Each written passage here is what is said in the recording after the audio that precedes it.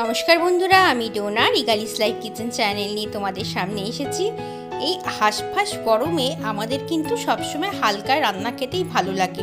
আর শুক্তো যদি থাকে বাঙালির প্রথম পাতে, তাহলে কিন্তু বাঙালির খাওয়াটা বেশ জমে যায়। আজকে আমি বানাচ্ছি দুধ লাউ শুক্তো। এইরকম শুক্তো কিন্তু অনেকের বাড়িতেই হয়ে থাকে, আর যাদের বাড়িতে হয় না তারা কিন্তু এই রেসিপিটা ফলো করে একবার বানিয়ে দেখো, ভীষণ ভালো লাগবে খেতে। চলো শুরু করে দিই রান্নাটা। কড়াতে আমি সর্ষের তেল দিয়ে দিচ্ছি। আমি কিন্তু সর্ষের তেলেই রান্নাটা করব, আর তোমরা চাইলে কিন্তু হোয়াইট অয়েলও রান্নাটা করতে পারো। তেলটা গরম হয়ে যাক ভালো মতো, তারপরে কিন্তু আমি দেখো এক মুঠো বড়ি নিয়েছি। এই বড়িটাকে বেশ লাল লাল করে ভেজে নেব। আর বড়ি ভাজার পরে যে তেলটা থাকবে তার মধ্যেই কিন্তু আমাদের বাকি রান্নাটা হয়ে যাবে। দেখো বড়িটা কিন্তু ভাজা ভাজা প্রায় হয়ে এসছে। আমি মটর ডালের বড়ি নিয়েছি, তোমরা চাইলে কিন্তু মুগ ডালেরও বড়ি নিতে পারো।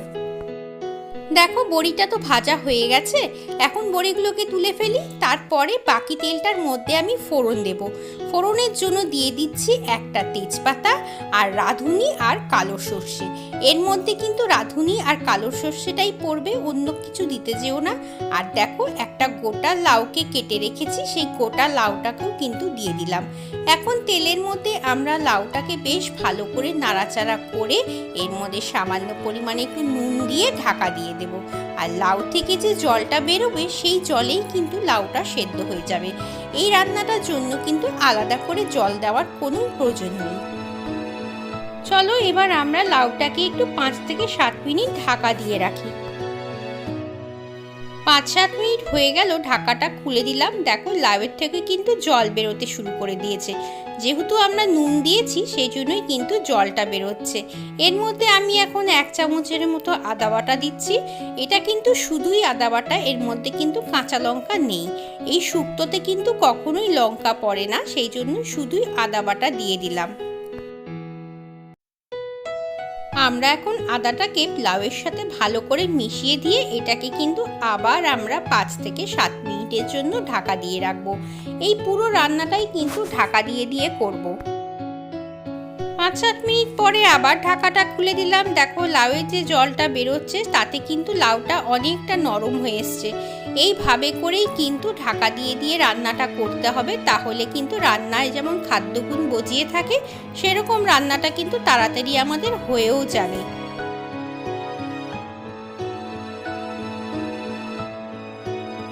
ঢাকাটা খুলে দিলাম। দেখো লাউটা কিন্তু 80% কুক আমার হয়েই গেছে। এবার কিন্তু আমি এর মধ্যে যে বড়িগুলো ভেজে রেখেছিলাম সেই ভাজা বড়িগুলোকে দিয়ে দিচ্ছি, কারণ বড়িগুলোও কিন্তু সেদ্ধ হওয়ার দরকার আছে। আর সেদ্ধ হলে পরে বড়িগুলো কিন্তু বেশ সুন্দর ফুলে ফুলে উঠবে। দেখো বেশ সুন্দর করে নাড়াচাড়া করে আমি কিন্তু এখন এটাকে একটু লাউটাকে দেখে নিই যে কতটা সেদ্ধ হয়েছে। হ্যাঁ, যথেষ্ট পরিমাণে নরম হয়ে এসছে। এখন এটাকে আমি আবার কিন্তু 5-7 মিনিটের জন্য ঢাকা দিয়ে রেখে দেব। কড়াইয়ের ঢাকাটা খুলে দিচ্ছি। দেখো সুন্দর করে কিন্তু লাউ সেদ্ধ হয়ে গেছে, আর বেশ সুন্দর ঝোল ঝোল বেরিয়েছে কিন্তু, আর গন্ধটাও খুব সুন্দর বেরোচ্ছে। এখন আমি এর মধ্যে 1.5 চামচের মতো চিনি দিয়ে দিলাম। লাউয়ের শুক্তো যখন, তাহলে কিন্তু একটু মিষ্টি মিষ্টি হবে, সেই জন্য 1.5 চামচের মতো দিলাম। আমার যেহেতু চামচগুলো ছোট ছোট তাই 1.5 চামচ দিলাম। তোমাদের যদি নর্মাল চামচ হয় তাহলে 1 চামচের হয়ে যাবে। চলো এবার আরেকটু ঢাকা দিয়ে রাখি। এখন আমরা কিন্তু লাউটার মধ্যে একটা জিনিস দেব, সেটা হচ্ছে গরম দুধ। কখনোই রান্নার মধ্যে কিন্তু ঠান্ডা দুধ দিতে যাবে না, হালকা গরম করে নিয়ে তবেই কিন্তু গরম দুধ দেবেই শুক্তোর মধ্যে। আর আমি এখানে 1 কাপ পরিমাণের মতো গরম দুধ নিয়েছি। এই দেখো দুধটাকে কিন্তু লাউয়ের মধ্যে ঢেলে দিলাম। এখন বেশ ভালো করে কিন্তু মিশিয়ে নেব। এখন মেশানোর পরে এটাকে কিন্তু আবার আমি 5 মিনিটের জন্য ঢাকা দিয়ে রেখে দেব। আর শুক্তো কিন্তু খুব বেশি ঝোল ঝোল হবে না, মোটামুটি একটু ঝোল হবে। আর খুব বেশি একদম শুকিয়েও যাবে না, তাহলে কিন্তু খেতে ভালো লাগবে না। চলো এবার ঢাকা দিয়ে রেখে দিই। 5 মিনিট পরে তোমাদের সামনে আবার আমি ফেরত আসছি। কড়ার ঢাকাটা খুলে দিলাম। দেখো রান্নাটা কিন্তু আমার প্রায় শেষ পর্যায়ে চলে এসছে। এখন কিন্তু এর মধ্যে বিশেষ কোনো মশলা আর দেওয়ার নেই। এর মধ্যে আমি সবার শেষে দেব একটু ঘি। শুক্তো যেহেতু আর নিরামিষ রান্না, সেই জন্য ঘি তো একটু ভালোই লাগে খেতে।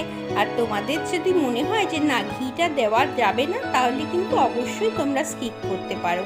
তবুও আমি বলবো যে 1 চিমটি ঘি খেলে কিন্তু এমন কিছু ক্ষতি হয়ে যায় না। এখন এটাকে আমি আর একটু নাড়াচাড়া করে এটাকে কিন্তু গ্যাস বন্ধ করে মোটামুটি 5-7 মিনিটের জন্য স্ট্যান্ডিংয়ে রেখে দিব। তোমরা দেখতেই পাচ্ছ বেশ সুন্দর লাগছে দেখতে, আর গন্ধটাও অপূর্ব বেরোচ্ছে। নর্মালি শুক্তোতে কিন্তু হলুদ দেয় না, তবে তোমাদের যদি মনে হয় একটু হলুদ দিতে হবে, সেই ক্ষেত্রে অল্প একটু হলুদ তোমরা দিতেই পারো। এখন এটাকে আমি স্ট্যান্ডিংয়ে রেখে তারপরে কিন্তু পরিবেশন করে দেব। এই দেখো তৈরি হয়ে গেছে আমার দুধ লাউ শুক্তো। কেমন লাগলো রেসিপিটা? খুব সুন্দর রেসিপি, কিন্তু একবার একটু বানিয়ে দেখো। এই গরমকালে ভাতের প্রথম পাতে যদি এরকম শুক্তো থাকে, তাহলে কিন্তু পুরো ভাতটা প্রায় এটা দিয়েই শেষ হয়ে যাবে।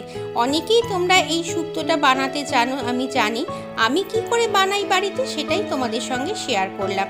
যদি রেসিপি ভালো লাগে লাইক কমেন্ট শেয়ার করো, নতুন বন্ধু হয়ে থাকলে চ্যানেলটাকে সাবস্ক্রাইব করো, আর পাশে থাকা বেল আইকনটা কিন্তু টিপে রেখো, তাহলে আমি যখনই কোনো ভিডিও আপলোড করব তার নোটিফিকেশন পৌঁছে যাবে।